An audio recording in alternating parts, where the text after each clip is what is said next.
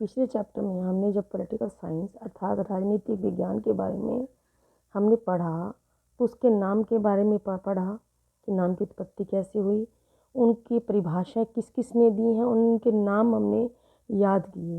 ये परंपरागत जितने भी दृष्टिकोण वाले थे उनमें गार्नर, लिको, गिलक्राइस्ट, लास्की या दार्शनिक जितने भी विचारक थे पाश्चात्यों में, उनके सुकरात, प्लेटो, अरस्तु, ये सब इनके नाम हमने रीड किए थे। दूसरा हमने इनकी परिभाषाओं के बारे में रीड किया। आज मैं आपको इसकी परिभाषाओं के बारे में बताऊंगी। हमारी जो परिभाषाएं हैं वो दो भागों में बटी हैं, एक परंपरागत दृष्टिकोण के रूप में और एक आधुनिक दृष्टिकोण के रूप में। असल में एक पीछे युद्ध हुआ अमेरिका और रशिया के बीच में, जो सन 1945 में ख़त्म हो गया था। तो 1945 से पहले जितने भी हमारे विचारक थे, दार्शनिक थे, उन्होंने राज्य को किस रूप में देखा, क्योंकि युद्ध से पहले उन्हें लगा ही नहीं था कि ये युद्ध जो है, ये जो राजनीति है वो अंतर्राष्ट्रीय लेवल पर भी जा सकती है। इसलिए वो अपने इस छोटे से एरिया में अपनी राजनीति को देख रहे थे और ये कहना चाहते कि राजनीति कैसी होनी चाहिए, राज्य को काम कैसा करना चाहिए। लेकिन युद्ध के बाद स्थितियां बिगड़ी और ये सारी घटनाएं अंतर्राष्ट्रीय लेवल पर चली गई। अब वो पुराने विचार, पुराने सिद्धांत, पुराने नियम उस पर चल नहीं पाए। इसलिए नए दार्शनिकों ने इनको बहुत डीप लिया कि राजनीति छोटी बातों के ऊपर नहीं है, ये क्या होना चाहिए, प्रैक्टिकल रूप देखो कि राजनीति में क्या आता है, यथार्थ क्या है, वास्तविकता क्या चल रही है। तो परंपरागत अर्थात पुराने चल रहे थे विचारक दृष्टिकोण, जितने भी दार्शनिक थे, उनमें हमारे चार नाम आते हैं। एक है गार्नर, दूसरा है लीकॉक, तीसरा है गिलक्राइस्ट, चौथे है लॉस्की। ये चार जो है हमारे दार्शनिक इम्पोर्टेंट है। अब हम इसमें बात करें कि जब हम राज्य की बात करते हैं, हम सबसे पहले राज्य है, उन्होंने राज्य की बात की, उन्होंने सरकार की बात की, किसी ने इन दोनों के बारे में बात की और किसी ने मानव जीवन के बारे में, व्यक्ति के बारे में बात की। और ये सारी क्या चीज़ हैं, वो उनको मानते कि संस्था है। एक राज्य एक संस्था है, एक सोसाइटी है जो इसको ऑर्गेनाइज कर रही है। कैसी होनी चाहिए सोसाइटी, कैसी संस्था होनी चाहिए, सरकार क्या है ये। तो हमने जो सीक्वेंस लिखा है, ये सीक्वेंस में अगर नाम याद कर लें तो हमें परिभाषा भी याद हो जाएंगी। गार्नर जो है वो राज्य के बारे में बात कर रहे हैं, लीकॉक सरकार के बारे में बात कर रहे हैं, गिलक्राइस्ट राज्य और सरकार दोनों के बारे में बात कर रहे हैं, लॉस्की मानव जीवन के बारे में बात कर रहे हैं। देखो, राजनीति का शास्त्र, राजनीति जो शास्त्र है उसका आरंभ और अंत कहाँ से होता है, राज्य से। लीकॉक कहते हैं कि ये राजनीति जो विज्ञान है वो सरकार का अध्ययन है। हम अध्ययन की तो बात कर रहे हैं कि अध्ययन किस चीज़ का है। गवर्नर कहते हैं ये अध्ययन राज्य का है, लीकॉक कहते हैं ये सरकार का अध्ययन है, गिलक्राइस्ट जी कहते हैं ये राज्य और सरकार की सामान्य समस्याओं का अध्ययन है, लॉस्की कहते हैं ये अध्ययन राज्य से संबंधित मानव के जीवन से है। मानव के जीवन से क्यों है संबंधित बात है, क्योंकि एक राज्य के अंदर सबसे पहले भूभाग होता है, फिर व्यक्ति होते हैं, और व्यक्ति से क्या बनता है, एक परिवार बनता है, परिवार से एक समुदाय अर्थात ग्रुप, एक मोहल्ला से फिर एक राज्य बनता है और उसको चलाने के लिए एक सरकार काम आती है। तो इसलिए लॉस्की कहते हैं कि जब ये चीज़ सारा का सारा डिपेंड जो राज्य है वो व्यक्ति से ही है, उसके जीवन से है, तो फिर हमें क्यों ना कहें कि ना ये गवर्नर ने कह दिया कि राज्य से, लीकॉक कहते हैं सरकार से, गिलक्राइस्ट कहते हैं कि ना तो राज्य ना सरकार बल्कि राजनीति दोनों से संबंधित है, और लॉस्की कहते हैं कि ये तो चलो ठीक है, लेकिन असली बात क्या है, इससे जुड़ा हुआ क्या है, वो मानव जीवन है। तो मानव जीवन से संबंधित है, हमें इसका अध्ययन जब करेंगे तो राजनीति का अध्ययन है। लेकिन सन 1945 में युद्ध समाप्त हुआ। जब दूसरा विश्व युद्ध समाप्त होता है उसके बाद ये जो अंतर्राष्ट्रीय लेवल में कैसे युद्ध हुए, अमेरिका की तरफ से अनेकों देश जुड़े, रशिया की तरफ से भी अनेकों देश जुड़ गए। तो इनको युद्ध को विराम करने के लिए, ये युद्ध हुआ क्यों, कारण क्या था, इसके लिए फिर नए जितने भी हमारे आधुनिक दृष्टिकोण वाले विचारक थे उन्होंने अपनी परिभाषाएं दी कि क्या होना चाहिए इसको छोड़ो, क्या घटित हो रहा है वर्तमान में आ जाओ। एक है बर्डेंड डी जुविनेल, ये कहते हैं कि व्यक्ति, सरकार, ये छोटी पुरानी बातें रह गई।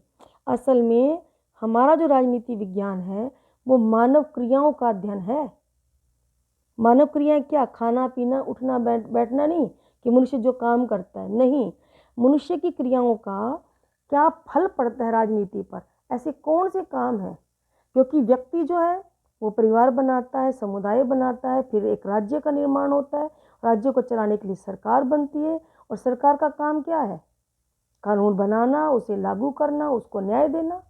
जब ये करेगा तो मनुष्य की मुख्य क्रिया क्या आ गई? नियमों का निर्माण करना। इसलिए हमें मनुष्य राजनीति विज्ञान में नियम निर्माण के कार्यों का अध्ययन करना होगा कि मनुष्य जो है, मानव जो है, ये क्रियाएं करता है, इसका अध्ययन जरूरी है। कैटलिन है दूसरे, पहला बर्डेंट डी जुविनेल, फिर कैटलिन है, डेविड स्टर्न है, हर्बर्ट साइमन है, इसमें 4 हैं। अब कैटलिन क्या कहते हैं? कहते हैं शक्ति का अध्ययन है ये, क्योंकि युद्ध हुआ। अब जो 2 देश, लड़ाई तो मुख्य 2 देशों में होता है, मगर इसका समर्थन करने के लिए अनेकों देश आ जाएंगे, इसका समर्थन करने के लिए अनेकों देश आ जाएंगे। ये कर क्या रहे हैं? अपनी शक्ति का प्रदर्शन कर रहे हैं, और शक्ति के बल पे अपने आप को ऊंचा मानना चाहते हैं। तो राजनीति, कैटलिन क्या कहते हैं कि युद्ध के आधार पर तो राजनीति क्या है? अपनी शक्ति का अध्ययन करना है, ये पावर दिखानी है, क्योंकि प्रत्येक देश जो है वो शक्ति को अपनी बढ़ाना चाहता है। और ये जो प्रक्रिया कहाँ घटित हो रही है? अंतर्राष्ट्रीय राजनीति में घटित हो रही है। कोई एक देश में थोड़ी हो रही है कि हम इंडियन राजनीति कह दें, या रूस राजनीति कह दें, या ऑस्ट्रेलियन राजनीति कह दें, नहीं, ये पूरे अंतर्राष्ट्रीय, इंटरनेशनल लेवल पर राजनीति हो रही है। ये घटित वहाँ हो रही है, तो वहाँ पर क्या घटित है? तो यानी अंतर्राष्ट्रीय राजनीति क्या चीज़ है? शक्ति का कार्य है, शक्ति का संघर्ष है ये।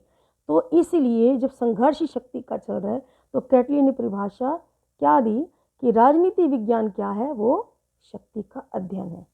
डेविड स्टर्न कहते हैं कि राजनीति विज्ञान राजनीति व्यवस्था का अध्ययन है।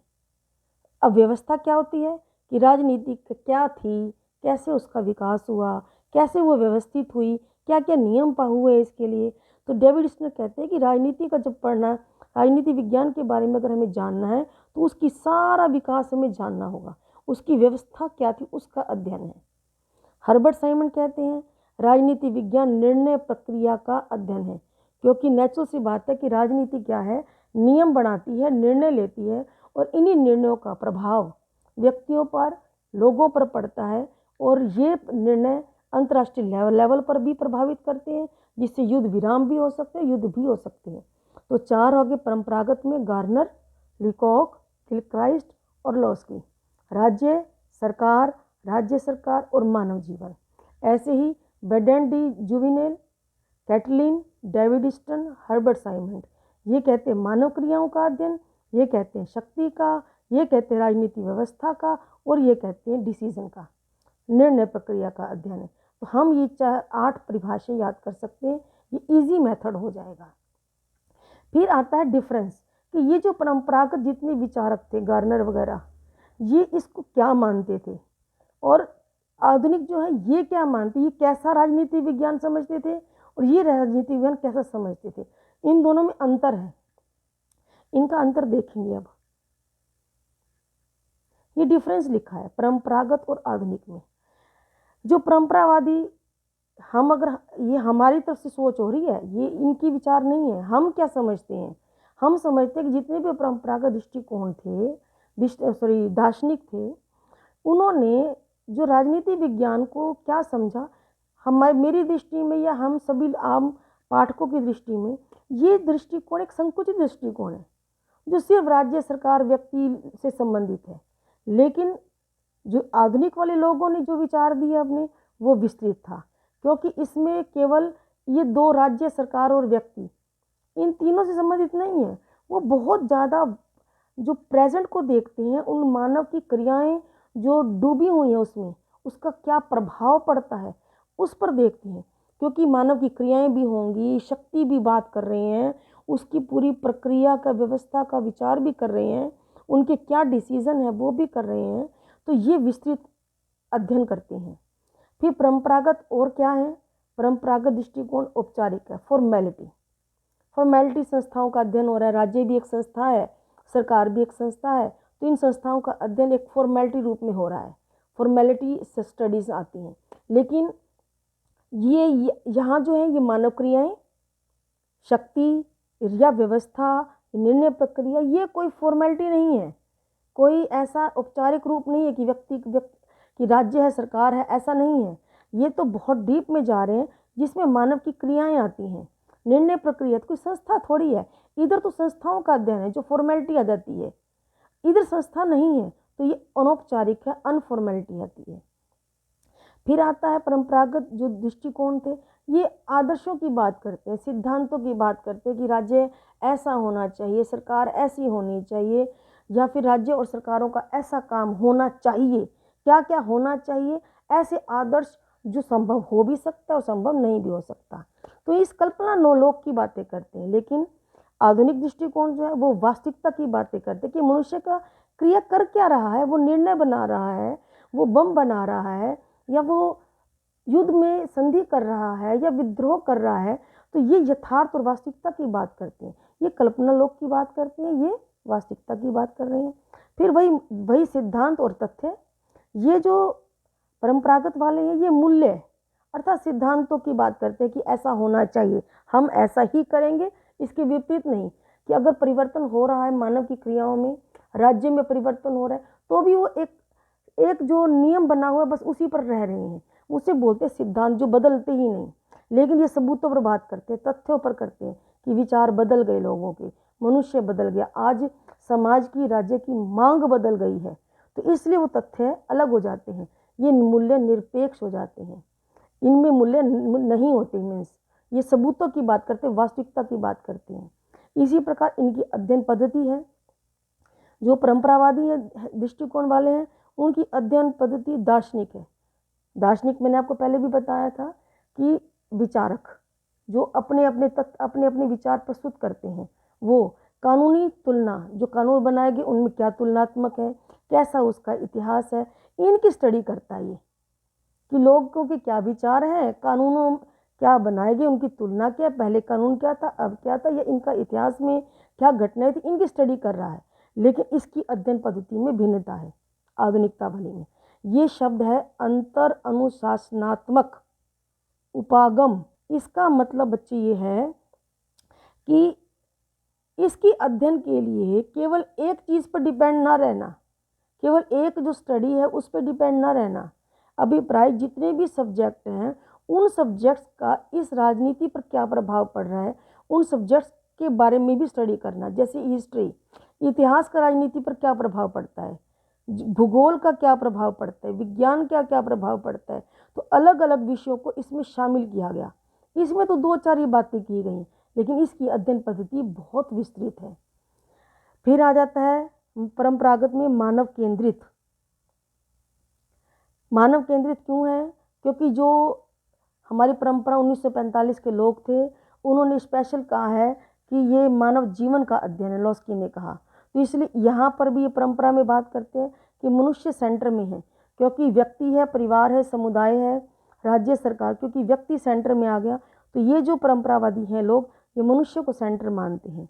लेकिन जो आधुनिकता वाले वो एक्सपीरियंस और प्रैक्टिकल को सेंटर में मानते हैं कि क्या हो रहा है। इसी प्रकार इसकी संरचना, राजनीति संरचना क्या है, कैसी बनावट है। बनावट वही राज्य हुआ, भूभाग हुआ, सरकार हुई, व्यक्ति हुआ, ये इनकी संरचना ये है। लेकिन ये किसको मानते हैं? प्रक्रिया को। क्या प्रोसेसिंग है इसकी, कैसे कैसे प्रोसेस होता है, क्या क्या प्रभाव पड़ता है। तो ये परंपरागत और आधुनिकता का अंतर है। इसको पॉइंट के रूप में आप डिटेल में लिख सकते हो।